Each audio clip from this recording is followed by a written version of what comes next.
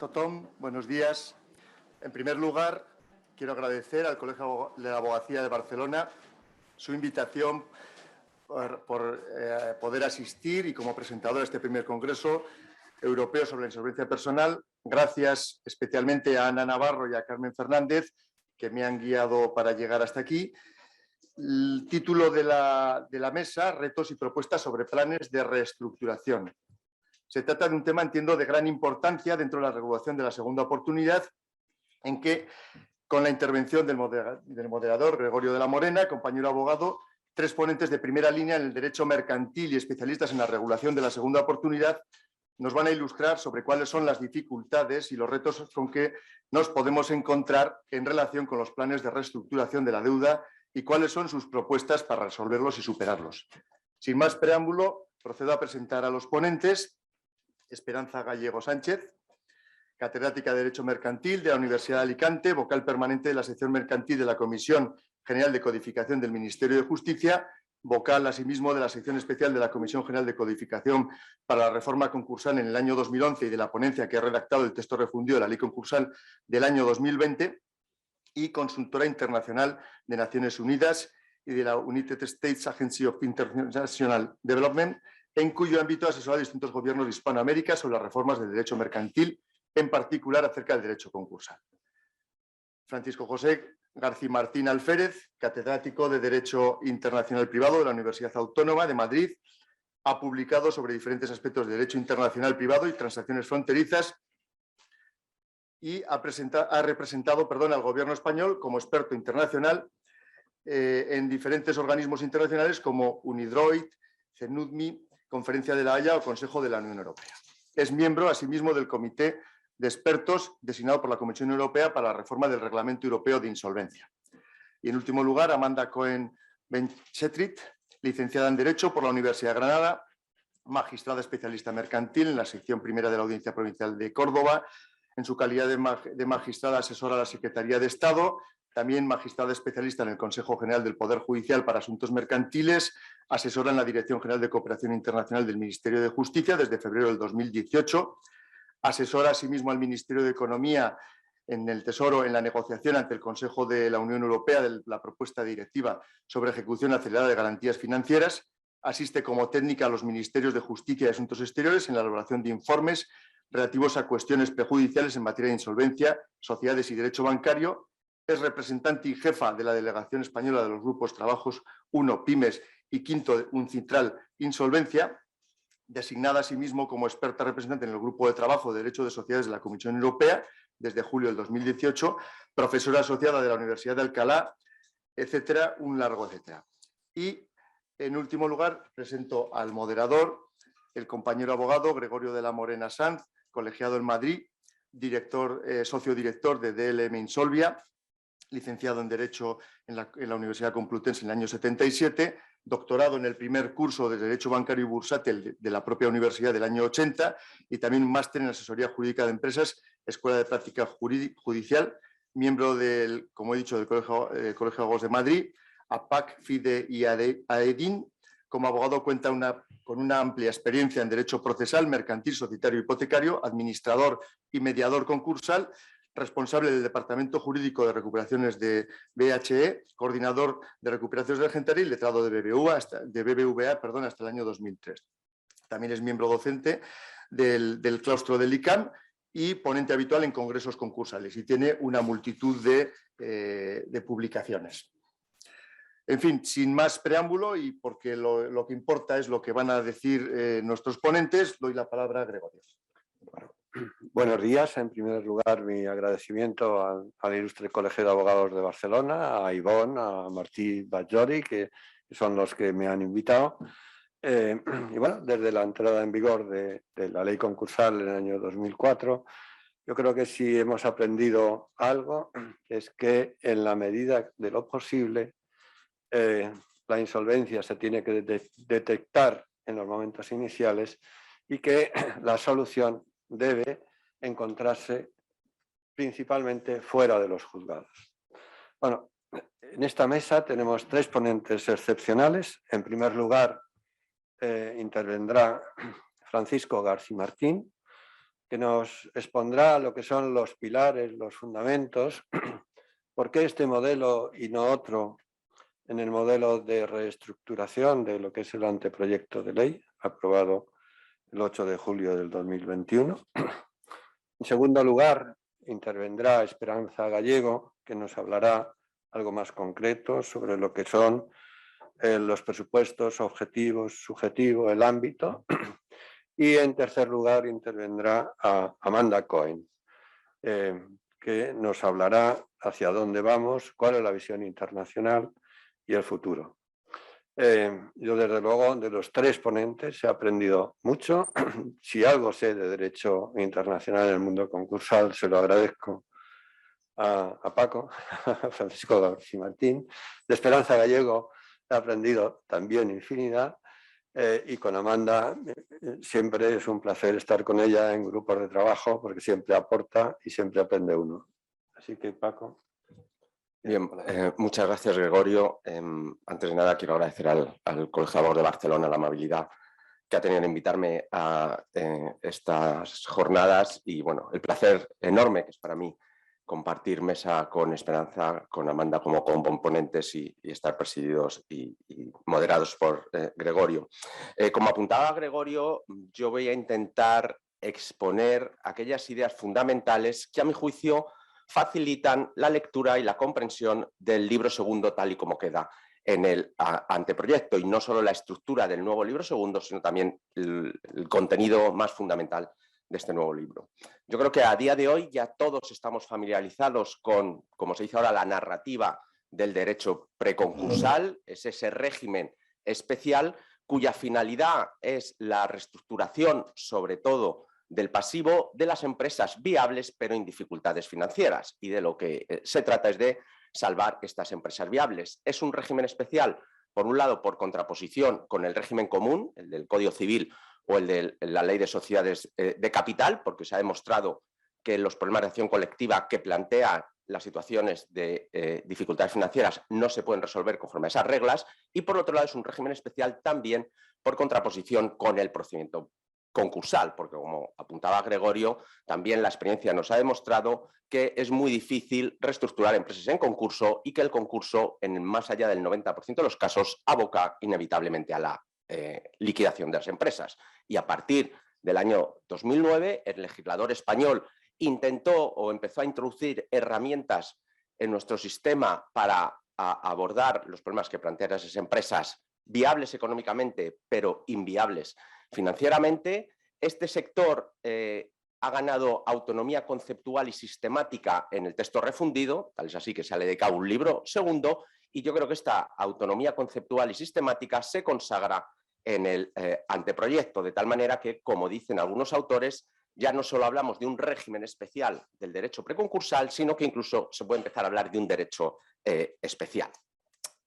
A partir de aquí, yo voy a señalar primero los condicionantes que ha tenido el prelegislador a la hora de reformular este libro segundo, y luego voy a señalar las 4 razones o los 4 motivos que explican en gran medida las novedades introducidas en este libro segundo. Novedades por contraposición al régimen hoy vigente del texto refundido. Los condicionantes son también conocidos. Por un lado tenemos la directiva de 2019, la directiva 2019-1023, que aunque es una directiva de mínimos, es una directiva muy flexible que deja mucho espacio a los Estados miembros. De hecho, creo que hay un trabajo de un profesor alemán que ha identificado hasta 87 opciones que la directiva deja a los Estados miembros a la hora de implementarla. También es cierto que la directiva exige a los Estados miembros ciertas modificaciones, y en concreto a España le exigía ciertas modificaciones en cuanto al derecho vigente. Hay 2 muy evidentes. Por un lado, el ser más agresivos en cuanto a arrastrar a los socios en el caso de un plan de reestructuración, actuales acuerdos de refinanciación, futuros planes de reestructuración. Hasta ahora, como todos sabemos, se requiere el consentimiento de los socios cuando el acuerdo afecta a sus derechos para sacar adelante el acuerdo de refinanciación. La directiva, aunque no exige, sí que invita en sentido fuerte a los Estados miembros para cambiar esta regla, y eso es lo que ha hecho el prelegislador del anteproyecto. Y otra modificación importante que viene exigida por la directiva es la introducción de esa nueva figura que es ajena a nuestra tradición, que es el experto encargado de la reestructuración.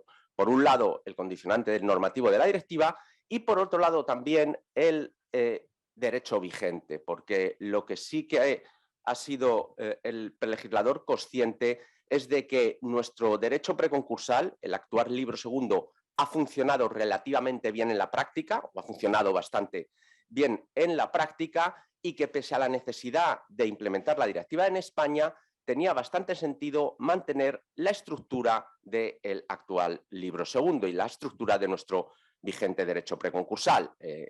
Mantener la comunicación de apertura de negociaciones con los acreedores y los acuerdos de refinanciación, futuros planes de reestructuración, como los dos pilares de nuestro derecho preconcursal, y mantener también esa idea de, o ese principio de intervención judicial mínima, la idea de que todo se negocia fuera de los juzgados, todas las clases de acreedores se constituyen fuera de los juzgados, todo el plan se vota fuera del juzgado y el juez solo interviene al final para homologar el acuerdo ya alcanzado fuera de los tribunales. Esta idea es fundamental del derecho vigente y es una de las... la necesidad de mantener esta estructura también ha sido uno de los dos principios o de los dos elementos que ha informado el nuevo anteproyecto. A partir de aquí, quería señalar las 4 razones o los 4 motivos que explican en gran medida las novedades introducidas en el anteproyecto, insisto, por relación al derecho vigente.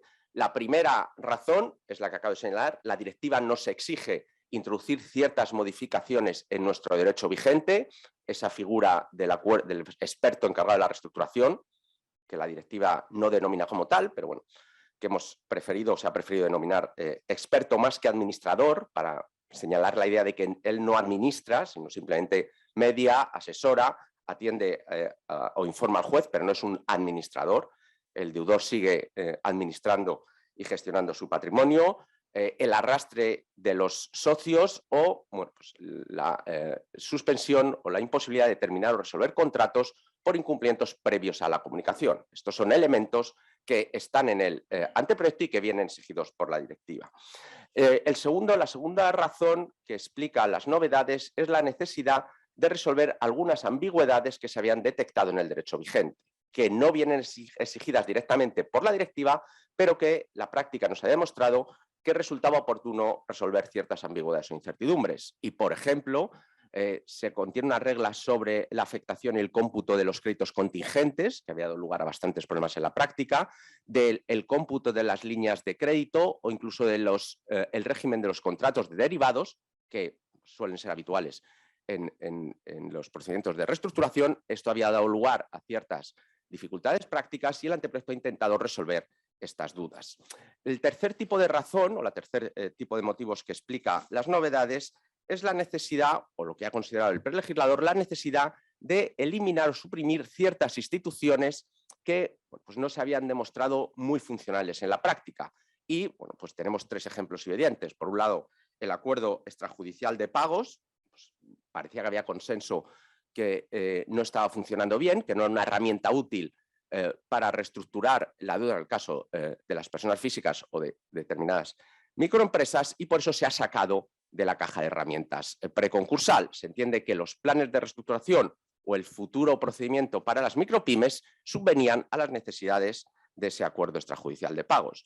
El segundo elemento es la eliminación del concurso consecutivo como concepto y algunas de las reglas que se incluían en este concurso, que se ha entendido también que creaba más confusión que lo que resolvía, o que las dudas que resolvía, y se ha suprimido. Y en tercer lugar, y quizá la supresión más polémica, es la de los acuerdos de refinanciación no homologados. El prelegislador ha entendido, a mi juicio, como criterio, pero bueno, es simplemente en esta fase prelegislativa, que no tenía una justificación y una legitimidad suficiente el proteger determinados acuerdos de refinanciación que no habían obtenido la homologación judicial, que no habían sido de alguna forma visados o sellados por unos tribunales, e incluso que había cierta inconsistencia en proteger unos fuera de los tribunales y proteger otros dentro de los tribunales. Y también es cierto que en la práctica, al final, la tendencia era a homologar los acuerdos de refinanciación en lugar de mantenerlos fuera de esa homologación. Este sería el tercer grupo de razones o de motivos que explica las novedades, la necesidad de eliminar. Y por último, y quizá es, a mi juicio, uno de los elementos más importantes que explican el texto refundido, es el mejorar la competitividad del sistema español. En el prelegislador, por lo menos en la fase de la sección especial, lo que hemos dado cuenta es que otros Estados miembros están ya implementando o han implementado ya la directiva, que han incluido en su derecho preconcursal herramientas que no vienen exigidas por la directiva, pero que resultan muy competitivas y muy atractivas para reestructurar empresas en sus jurisdicciones. Y lo que se intentaba evitar era que hubiese cierta competencia regulatoria y cierto forum shopping, y que las empresas españolas, si no gozaban de esas herramientas en nuestro sistema, acudiesen o se fuesen a otras jurisdicciones para reestructurar su pasivo. Y bueno, aquí también tenemos ejemplos muy evidentes, como la posibilidad de extender los efectos de la comunicación y los efectos del plan de reestructuración a las garantías intragrupo. Pues pensamos que era una herramienta fundamental para facilitar la reestructuración de grupos de sociedades, en los que no hay que reestructurar solo al deudor principal, sino es necesario también reestructurar las garantías dadas por otras sociedades operativas del grupo, sin necesidad de incluir a todas ellas en la comunicación y en el propio plan, cosas que tienen en los Estados Unidos, que tiene Inglaterra, que tienen en Holanda, y que bueno, consideramos, o se ha considerado en esta fase prelegislativa, que era oportuno también incluirlas en nuestro sistema. En segundo lugar, la resolución de contratos con obligaciones recíprocas pendientes de cumplimiento en interés de la reestructuración. Es una figura que también existe en otras jurisdicciones, que es cierto que no viene exigida por la directiva, pero que consideramos necesaria, como digo, para asegurar esa competitividad del sistema español. Yo creo que estas cuatro son los motivos o las razones fundamentales que explican las novedades. Y termino ya con dos breves consideraciones. Muy bien. Una idea general sobre el nuevo texto o el nuevo libro segundo. La intención del prelegislador de incluir herramientas en esta caja de herramientas preconcursal, en este derecho preconcursal, pero acompañarlas siempre de las salvaguardas necesarias. Cada vez, y eso se aprecia muy bien si se ve herramienta por herramienta, cada vez que se ha añadido una nueva herramienta o un nuevo mecanismo para facilitar la reestructuración, se han añadido salvaguardas para utilizar, para prevenir un uso torticero o abusivo de esa herramienta. Y bueno, elementos como la regla de prioridad absoluta, como la prueba del interés superior de los acreedores, o como el control del presupuesto objetivo y de la viabilidad, del que luego va a hablar la profesora Esperanza Gallego, son controles sustantivos para asegurar que no hay un abuso o un uso torticero de este derecho preconcursal. Y la segunda idea es la de dotar de la mayor flexibilidad posible a la intervención judicial, respetando siempre ese principio de intervención judicial mínima. Y esto se ve muy bien, y con esto concluyo, con la opción que ha seguido el anteproyecto en relación con la impugnación del plan de reestructuración.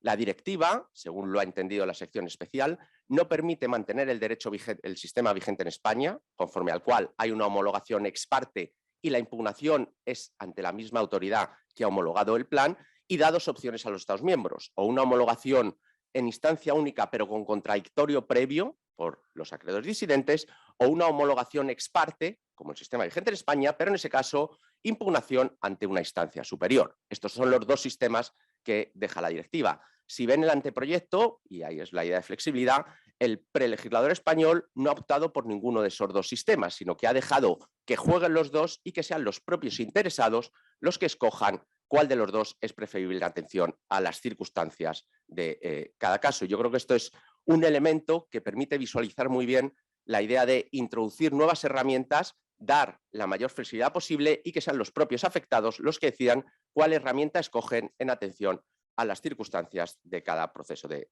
reestructuración. Y con esto concluyo. Siento si me he excedido en el tiempo, pero bueno, queda a su disposición para cualquier duda o aclaración. Y de nuevo, muchísimas gracias, Gregorio. Muchísimas gracias, Paco. Esperanza, tienes la palabra y te escuchamos atentamente.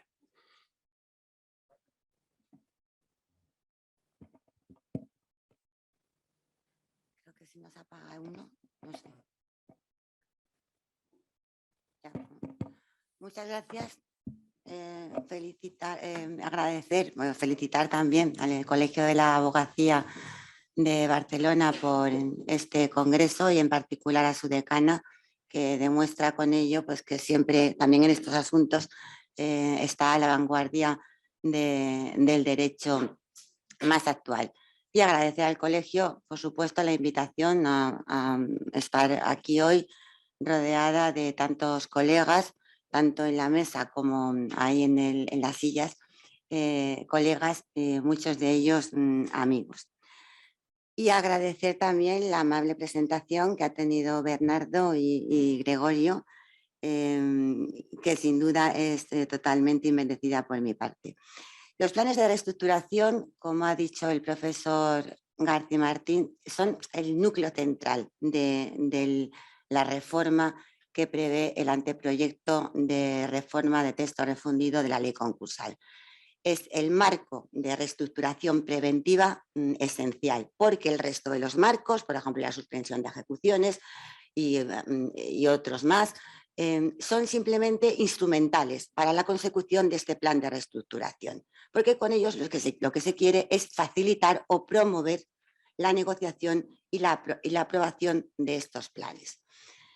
En España, estos marcos de reestructuración preventiva, como también ha señalado el profesor García Martín, se han denominado tradicionalmente derecho preconcursal. Yo nunca he estado de acuerdo con esta denominación, ya lo he dicho en otras ocasiones, porque me parece un tanto equívoca. De hecho, preconcursal parece que aboca a que haya un concurso posterior, cuando este conjunto normativo precisamente lo que quiere es evitar el concurso. Sin embargo, el libro segundo, en el anteproyecto, pues mantiene esta denominación, pero efectúa una reforma absoluta de calado, de gran calado, en la disciplina de este conjunto normativo, que es una reforma, como bien ha dicho también el profesor García Martín, exigida en gran medida por la directiva y que gira alrededor de un principio básico en ella, que es el principio de intervención judicial mínima. El juez no debe intervenir, salvo que sea necesario, dice la directiva, y proporcionado. En el resto hay que dejar la negociación de estos planes de reestructuración a las partes implicadas, que son el deudor y sus acreedores. Este principio de intervención judicial mínima está presente en toda la directiva y creo que constituye un aspecto más que central, un aspecto nuclear de todo el régimen jurídico que se dibuja en ella. Porque, como sabemos, la directiva no está inspirada en los modelos continentales, sino que está inspirada en los modelos anglosajones.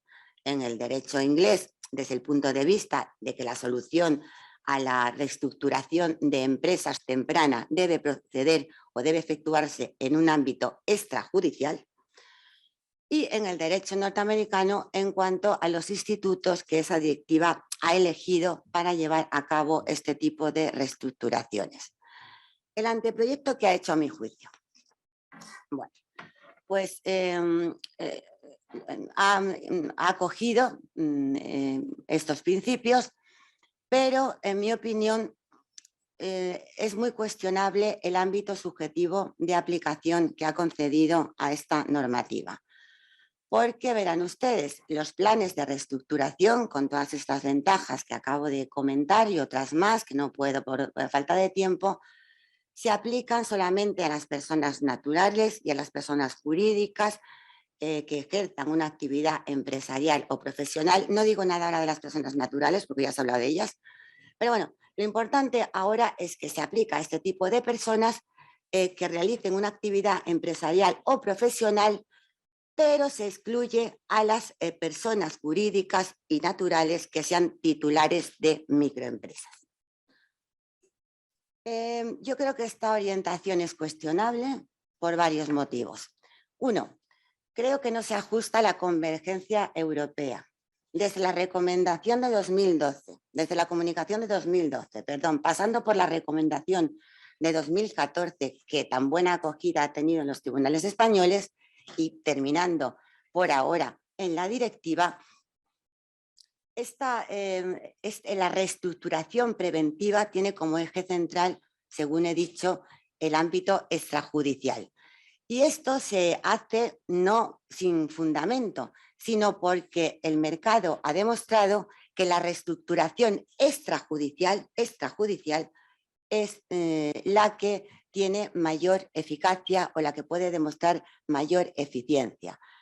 En primer lugar, porque evita los costes de todo tipo, tanto económicos como temporales, como también reputacionales, que no debemos olvidar, porque todavía en Europa el concurso es un estigma, aunque le llamemos procedimiento especial para microempresas. Y además, como he indicado antes, la postura más eficiente en el contexto europeo y también en los ordenamientos en los que nos hemos inspirado. Estoy pensando ahora mismo que en Estados Unidos se ha modificado hace poco relativamente el capítulo 11, añadiendo un subcapítulo 5 para que las pequeñas empresas puedan beneficiarse de estos procedimientos de reestructuración extrajudicial a bajo coste.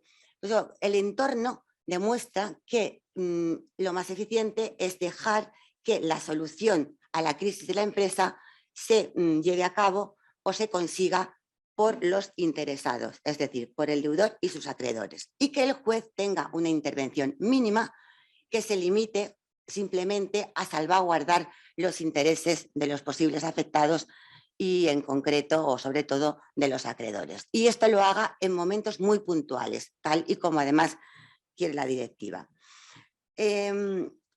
Desde el punto de vista, por tanto, de la eficiencia, creo que lo más aconsejable sería seguir esta orientación. ¿Qué es lo que ha hecho el anteproyecto español? Pues ha excluido a las microempresas de estos procedimientos extrajudiciales con fundamentos que yo entiendo deberían valorarse otra vez. En primer lugar, nos dice la exposición de motivos que estas microempresas deben ir a un procedimiento judicial exclusivo y excluyente, es decir, no pueden de ninguna manera acudir a los planes de reestructuración extrajudiciales, en primer lugar porque el acuerdo extrajudicial de pagos ha fracasado. ¿Ha fracasado? Claro que ha fracasado. Todos sabemos que ha fracasado, pero ¿no será que ha fracasado porque estaba mal estructurado? Porque nos inventamos un acuerdo extrajudicial de pagos que no tenía parangón en ningún ámbito de los derechos de los ordenamientos de nuestro entorno. De repente un día salió una ley en 2013, luego se reformó en 2015, que cada vez que esa ley se modificaba no creo que se adicionara ningún aspecto positivo.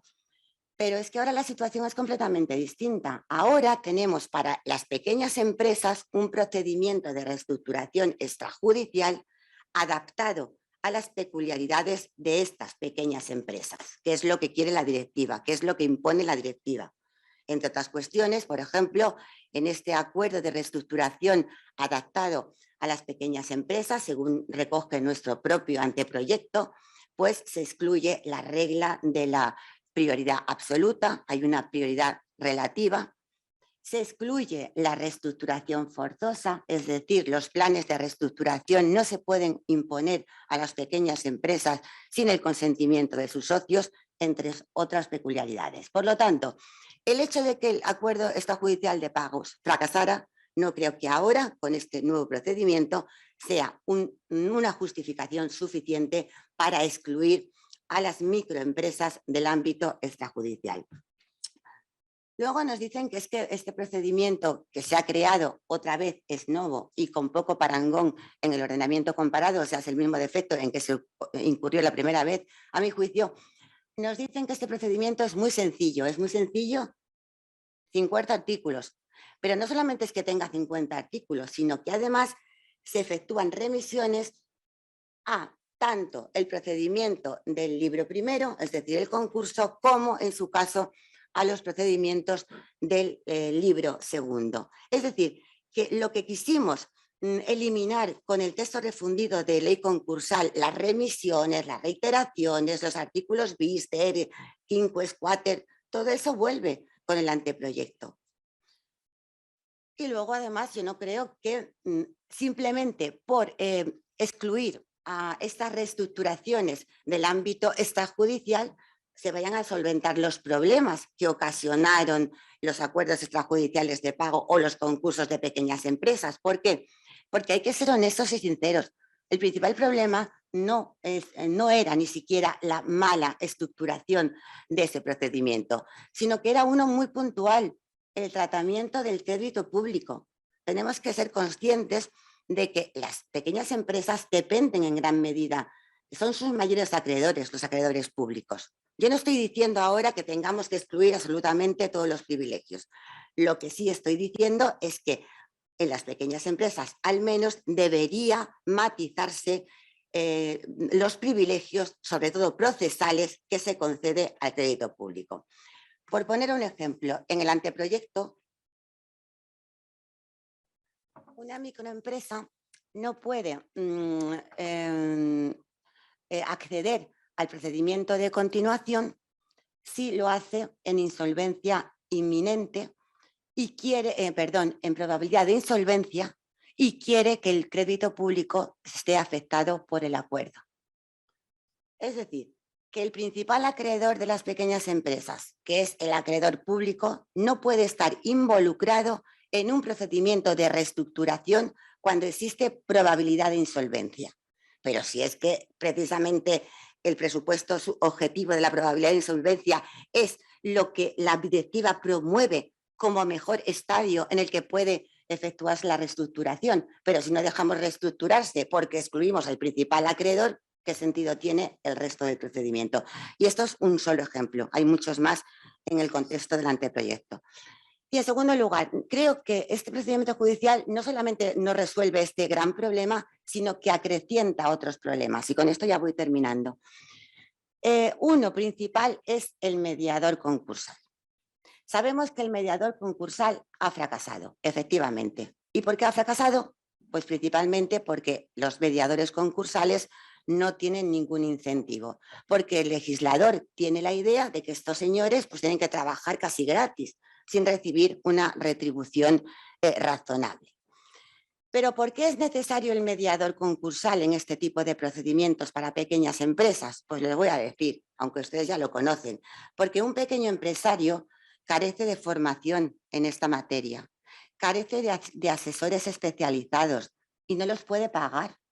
No ocurre como con las grandes empresas. Y en tercer lugar, y mucho más importante a mi juicio, estos pequeños deudores carecen de capacidad de negociación. ¿Quién no ha representado a una pequeña empresa y ha ido al banco a intentar hablar por lo menos con alguien y no le han abierto la puerta? No tienen capacidad de negociación. Por eso en Europa, desde hace muchísimo tiempo, desde la ley belga, para las pequeñas empresas se instituye un mediador concursal obligatorio.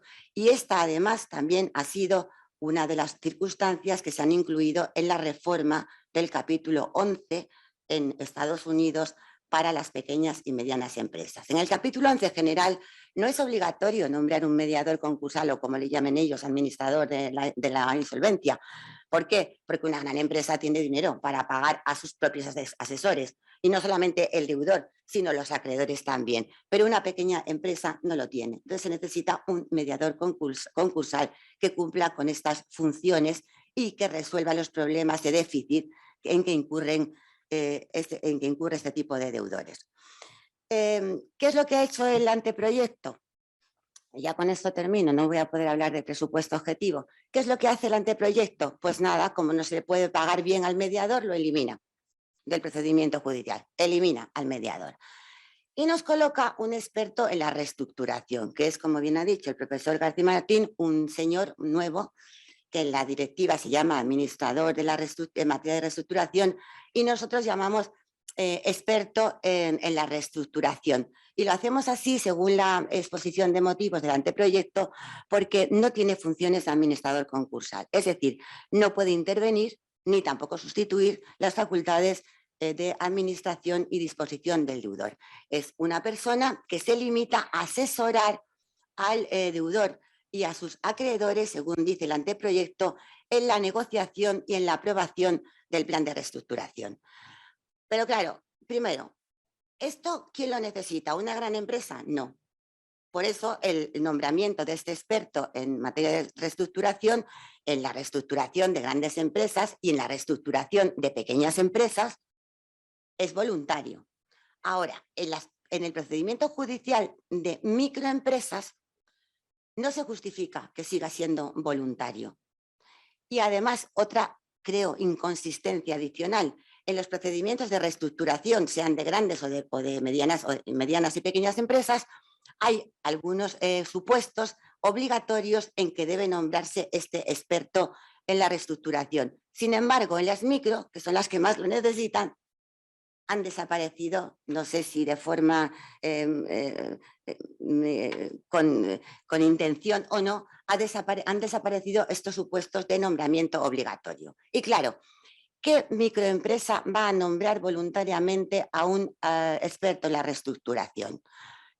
Los acreedores, no, porque tienen que pagarlo ellos, claro. Los acreedores no. ¿Y el deudor? Pues tampoco. ¿Y por qué no lo va a hacer? Porque este experto en la reestructuración no es el experto de los planes, que solamente asesora en la elaboración del plan, sino que además es un pseudo administrador concursal, porque también interviene en las facultades del deudor o en su caso la sustituye. Entonces, ¿qué deudor va a pagar a alguien para que le supervise su actuación? Nadie. Esto está condenado, en mi opinión, al fracaso. Y la aversión del prelegislador a la ayuda a esta microempresa es tan grande que este experto en la reestructuración no se puede nombrar en la fase de negociación prejudicial. Está prohibido. Y luego en la fase, solamente en la fase de procedimiento judicial. Y luego, y ya lo último de verdad, y luego ya, es porque lo tengo que decir porque me parece, luego dice, no, este señor no puede mediar en la fase de negociación, puede mediar después en el procedimiento. Pero en el procedimiento también podemos nombrar a un mediador, que ahora también le llamamos mediador. O sea que hay como dos mediadores, solo que este segundo mediador solo puede asesorar en la negociación del plan y solamente puede hacerlo durante 10 días. Yo creo que en esta parte, y ya finalizo, del anteproyecto, habría que valorar más el sistema y, no sé, mi opinión, como esta mesa es de retos y propuestas, mi propuesta es que se elimine todo este procedimiento judicial y la reestructuración de las micropymes se lleva al procedimiento especial adaptado de las pymes y en su caso a lo mejor con un mediador o experto en la reestructuración obligatorio. Muchas gracias.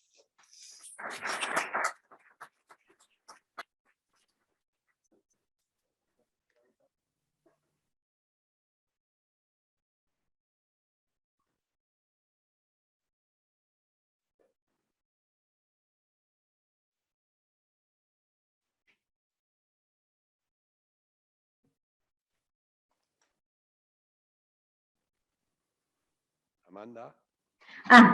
Es que de pronto no escuchaba. Bueno, ¿se me oye bien en primer lugar?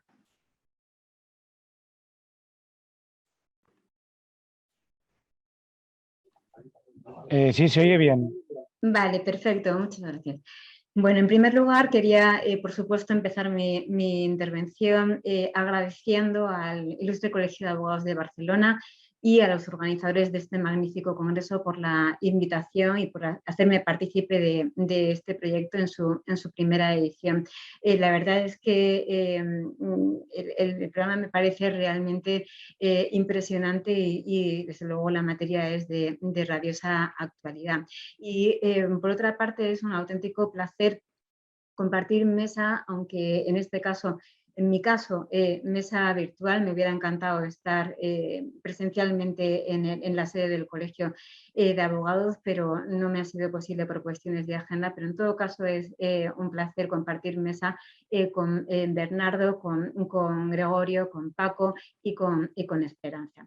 La cuestión de la que me corresponde hablar a mí es la relativa a cuáles son los retos futuros o cuál es el futuro que nos espera, fundamentalmente en el ámbito de la Unión Europea, cuando hablamos de insolvencia y en particular de la insolvencia personal.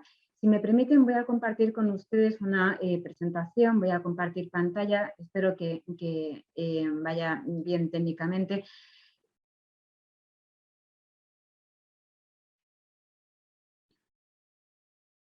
Bueno.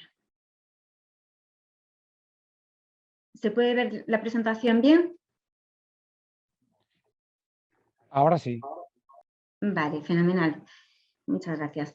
Bueno, pues en primer lugar, para comprender hacia dónde vamos en el ámbito de la insolvencia en Europa, creo que es absolutamente imprescindible partir de cuál fue el origen, desde dónde venimos, y en segundo lugar, en qué punto estamos para así ver hacia dónde nos vamos dirigiendo. La primera pregunta que se plantea cuando hablamos del derecho a la insolvencia en Europa es por qué las instituciones europeas están interesadas en el derecho de la insolvencia. Y están interesadas en el derecho de la insolvencia no porque esta materia les guste especialmente, sino únicamente en la medida en que la construcción sobre el derecho de insolvencia pueda afectar a una de las libertades que son esenciales dentro de la construcción europea, que es la libre circulación de capitales. Si nos referimos al punto de partida, al origen respecto de la insolvencia, necesariamente hemos de partir de la recomendación de la Comisión Europea de 12 de marzo de 2014 sobre un nuevo enfoque de la insolvencia empresarial. Esta recomendación tenía como origen, por un lado, el Plan de Acción sobre Emprendimiento de 2020 y de la Comisión Europea, y por otra parte la comunicación de la misma institución, desde la Comisión, de 12 de diciembre de 2012. ¿Qué es lo que se pretendía a través de la recomendación con estos precedentes? Se pretendía, por una parte, que los Estados miembros dotaran o tuvieran a disposición de los deudores con dificultades financieras que fueran viables de determinados marcos de reestructuración preventiva.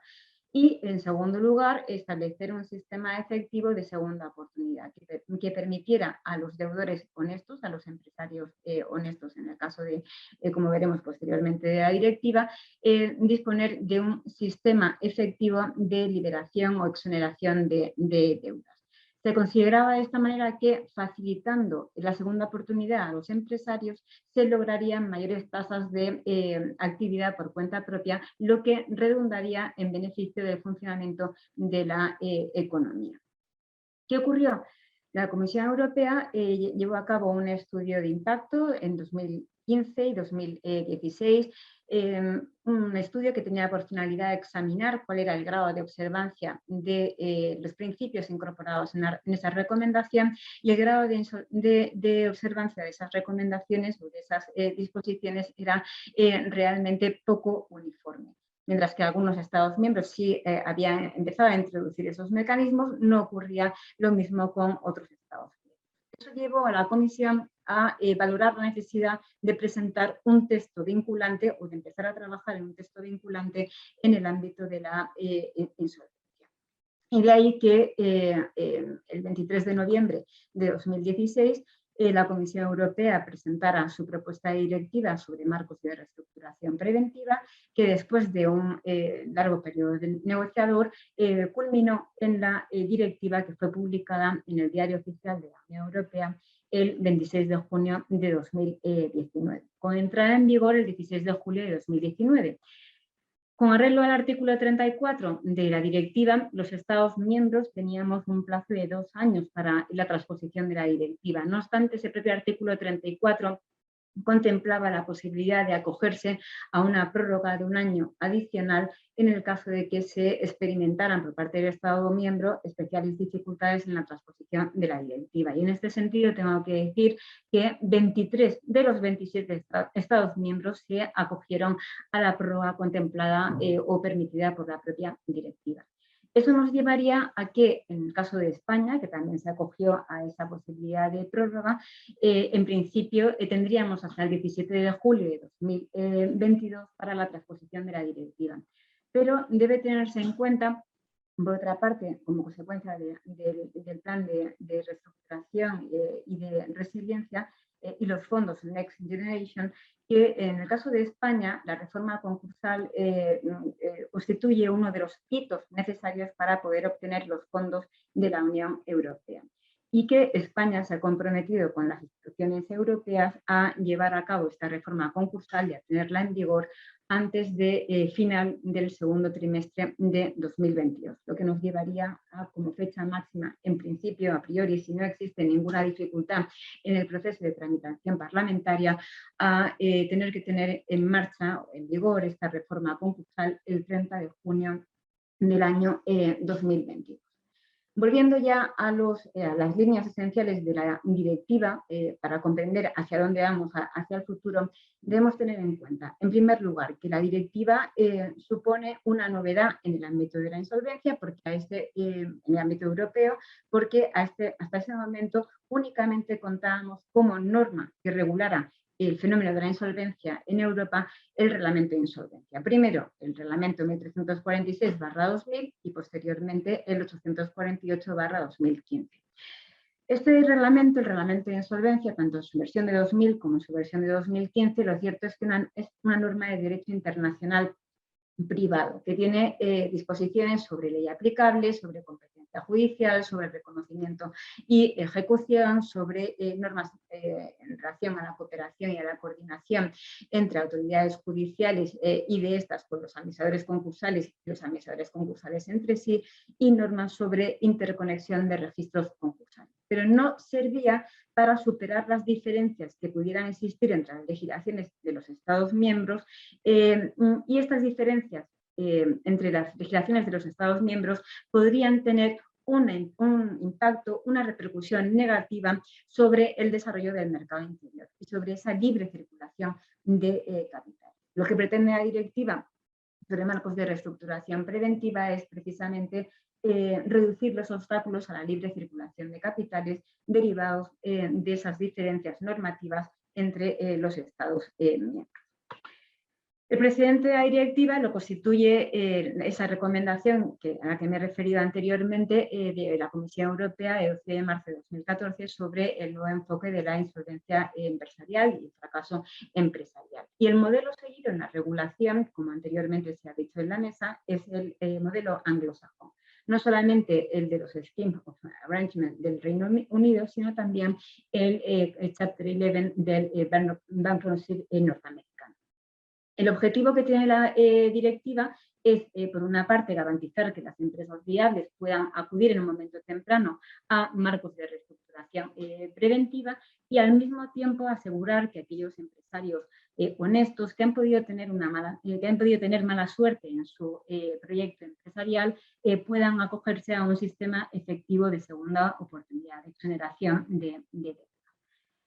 Respecto del ámbito de aplicación, es importante tener en cuenta cuáles son los sujetos excluidos del ámbito de aplicación de la directiva. En primer lugar, entidades financieras, entidades de seguros y reaseguros, empresas de inversión, organismos públicos y personas físicas no empresarias, aunque la propia directiva contempla la posibilidad de que se pueda extender la aplicación de sus normas sobre exoneración de pasivo insatisfecho a las personas físicas no empresarias, si así lo deciden los legisladores nacionales, como ha ocurrido en España con el anteproyecto publicado o aprobado por el Consejo de Ministros el pasado 3 de agosto de este año 2021.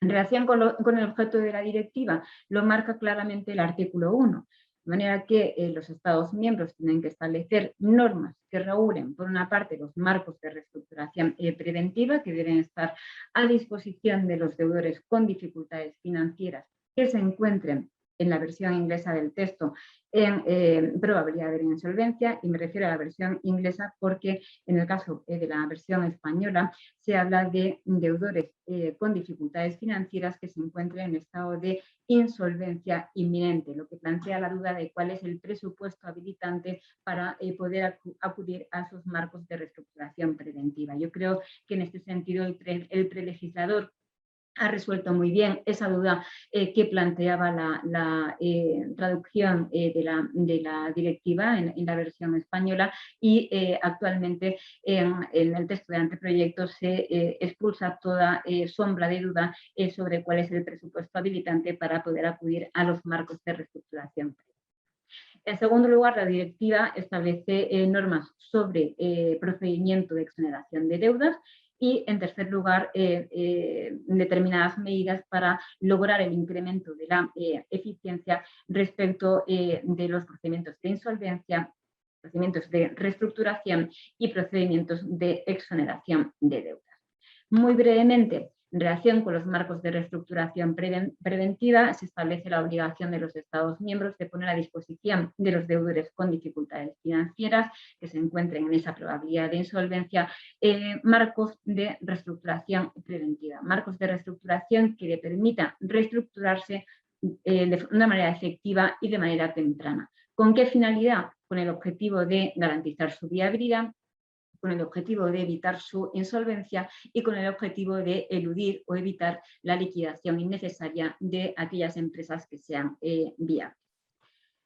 En segundo lugar, la obligación de establecer normas que garanticen o que aseguren una posibilidad de la plena exoneración de deudas a los deudores. La directiva se refiere a deudores que sean empresarios honestos. Y esta plena exoneración de deudas se puede alcanzar bien por un sistema que comprenda el plan de reembolso, ya por un sistema que obtenga o que consista en una realización o liquidación de activos, o por una combinación de ambas cosas. Pero en todo caso, lo que sí que quiere la directiva es que, como regla general, esa plena exoneración de deudas se pueda alcanzar en un plazo no superior a 3 años. ¿Y cuál es el objetivo perseguido? La recuperación para la economía del empresario honesto. Y, en tercer lugar, se establecen medidas para incrementar la eficiencia y la transparencia de los procedimientos de insolvencia, de reestructuración, de exoneración de deudas. Medidas que se traducen en la necesaria capacitación y formación de jueces y administradores, en la necesaria tramitación eficiente de los procedimientos, en un sistema de nombramiento de administradores y su remuneración que sea transparente, y en la necesidad de incremento o de estímulo de uso de medios electrónicos en las comunicaciones.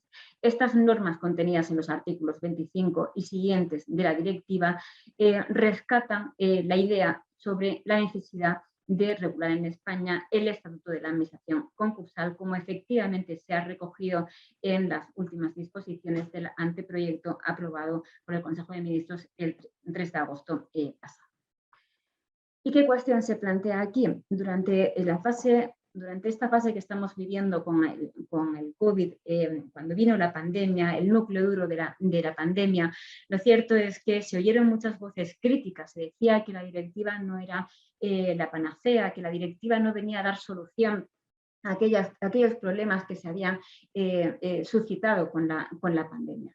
Obviamente, porque en el caso de que el legislador hubiera podido tener en cuenta, el legislador europeo hubiera podido tener en cuenta, primero la Comisión Europea en el año 2016, posteriormente durante la fase de negociación y finalmente en 2019 cuando se ha aprobado la directiva, si hubiera podido saber que nos venía más adelante la situación que nos iba a venir y el escenario que íbamos a vivir, pues lo cierto es que prácticamente que el legislador europeo sería como el maestro estafa, que le pongo en la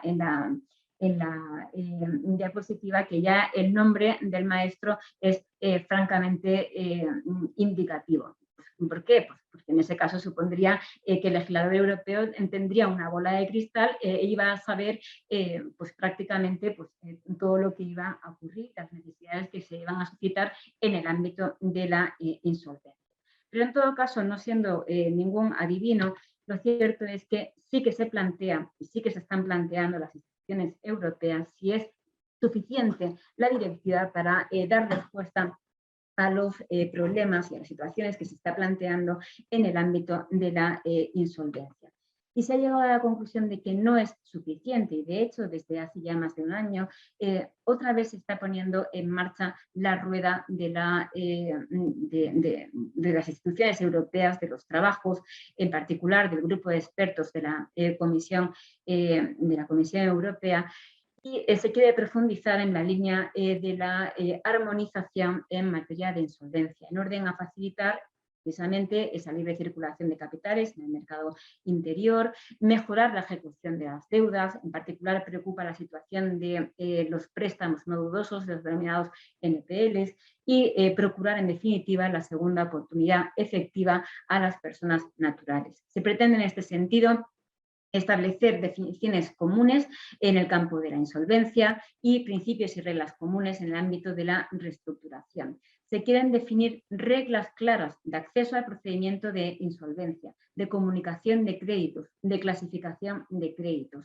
Se quiere armonizar el concepto de insolvencia, veremos si finalmente es posible o no. Se quieren establecer asimismo principios comunes respecto de cuestiones que están vinculadas, que atañen en particular a la figura de la administración concursal o al régimen de inhabilitaciones de los administradores sociales.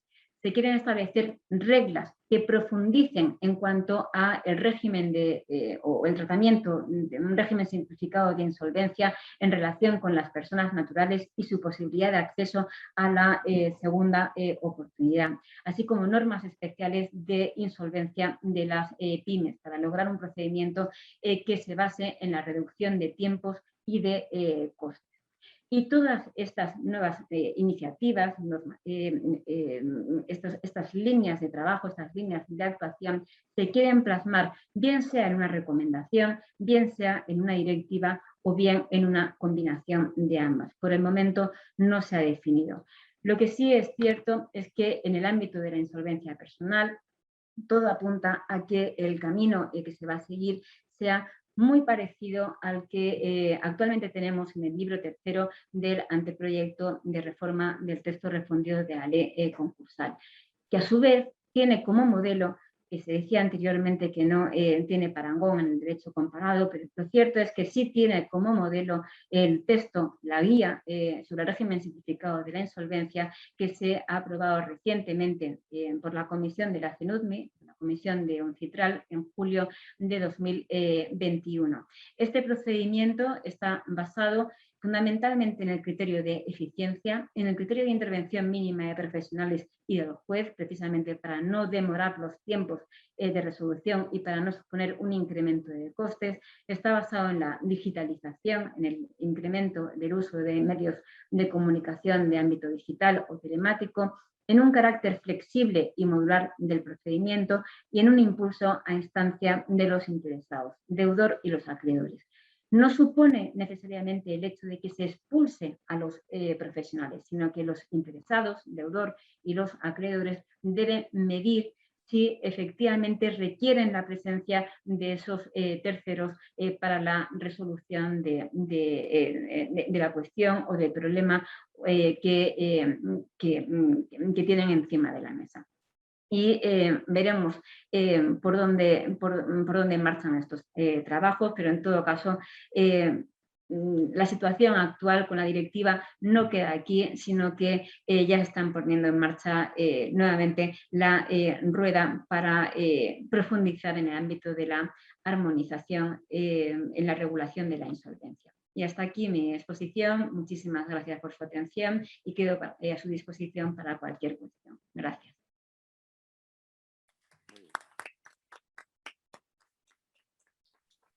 Bueno, tenemos dos preguntas. La primera yo creo que es para Paco.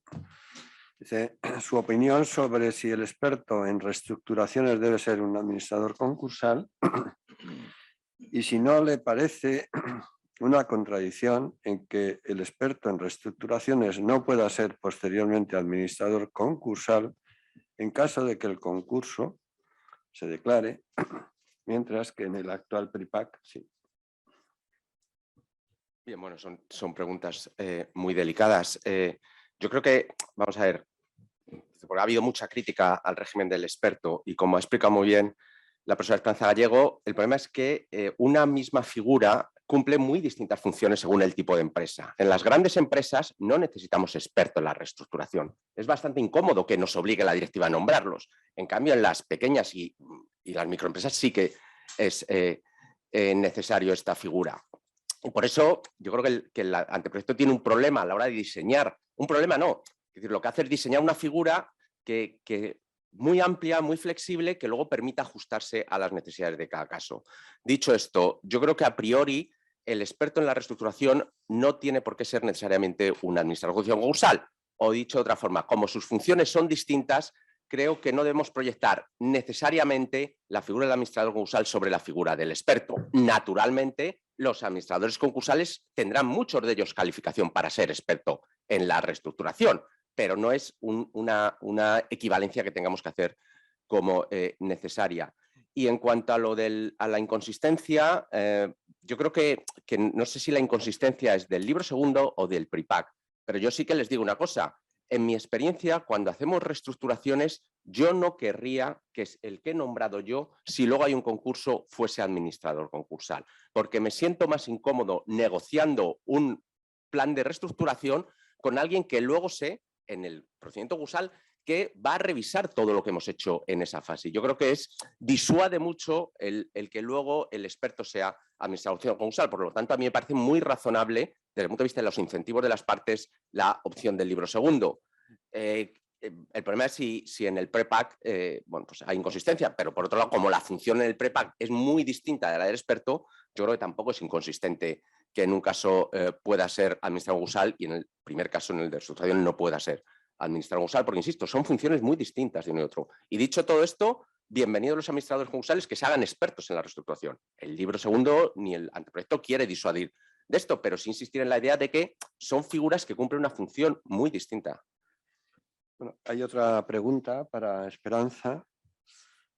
Dice, ¿en qué se diferencia la figura del abogado que acompaña al deudor ante la situación de insolvencia preconcurso del mediador concursal propuesto por el anteproyecto de ley para las micropymes? ¿Qué se diferencia el abogado del mediador nuevo que no es el mediador de ahora? Pero antes de eso me gustaría hacer un apunte a la anterior pregunta. Como muy bien ha dicho el profesor García Martín, es que el anteproyecto regula a estas dos figuras con distintas funciones, pero es que además exige distintos requisitos para su nombramiento. Es decir, para el experto en materia de reestructuración, el anteproyecto solamente exige que tenga unos conocimientos y una experiencia en materia de reestructuración. Es lo único que dice. Esos son los únicos requisitos para su nombramiento. Y luego, como hemos dicho, va a ser designado por las partes o por lo menos a propuesta de las partes, aunque tenga que designarlo el juez en supuestos de nombramiento obligatorio.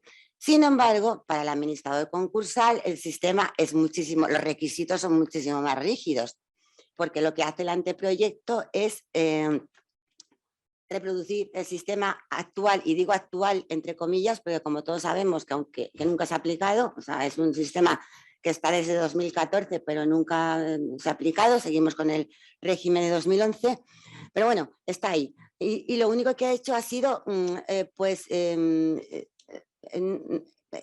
no sé cómo decirlo de forma diplomática, que los requisitos, o sea, imprimir más rigidez a los requisitos. Porque hasta ahora en el texto refundido el administrador concursal tenía que estar inscrito obligatoriamente en la lista cuarta, o no me acuerdo, creo que es la cuarta, ¿no?, del registro público concursal, que tampoco existe. Y además, para inscribirse en esa lista, pues podía ser que se le exigiera, decía el texto refundido, o dice todavía, una titulación, un examen, una experiencia, pero ahora el anteproyecto nos dice, para inscribirse en el registro público concursal se le va a exigir seguro una titulación y seguro un examen.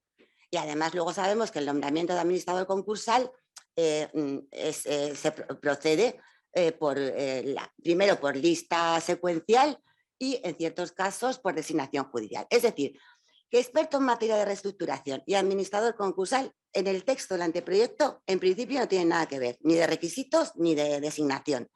Pero es que hay una inconsecuencia adicional y es que, como también ha puesto de manifiesto el profesor García Martín, está el experto en la reestructuración de los planes y el experto en reestructuración del procedimiento especial judicial de microempresas. Pero este segundo experto, que también se llama experto, pues tiene funciones de administración concursal, además de las de mediación. Y luego, con respecto a la pregunta, no he entendido muy bien lo que ha querido decir el abogado que acompaña al deudor y el mediador. No, este mediador que inventa el anteproyecto es alguien que aparece en el contexto del procedimiento judicial, porque no puede ser nombrado antes, como he dicho, pero si se le llama mediador, no experto en materia de reestructuración, aunque luego se dice que sus requisitos son los del experto en materia de reestructuración y no los del mediador, con lo cual vamos a acabar con una profesión que en España está bastante institucionalizada, como es el mediador concursal. Pero bueno, entonces es lo único que se nos dice, y que su única función es ayudar a negociar el plan de continuación en el contexto de ese procedimiento. O sea, no veo que tenga relación con el abogado del deudor. Pues nada, no hay más. Damos por concluida esta mesa y muchísimas gracias a todos.